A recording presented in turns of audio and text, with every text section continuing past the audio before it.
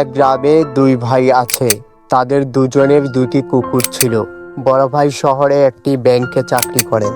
ছোট ভাই গ্রামের কৃষক, অত্যন্ত গরিব।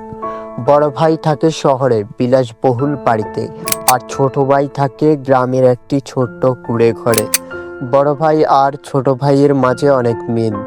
একদিন বড় ভাই শহরে চলে যাবেন তার কুকুর নিয়ে, আর ছোট ভাইয়ের কুকুর গ্রামে থাকবে।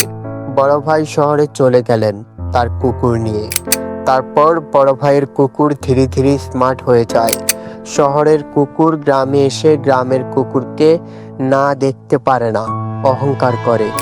তারপর শহরের কুকুর একদিন অসুস্থ হয়ে যায়, আর তার মালিক তাকে অসুস্থ অবস্থায় রেখে শহরে চলে যায়। তারপর শহরের কুকুরটি অসুস্থতার কারণে মরে যায়। সবচেয়ে বড় কথা হলো, যে কোনো বিষয়ে অহংকার করতে নেই, কারণ অহংকার পতনের মূল।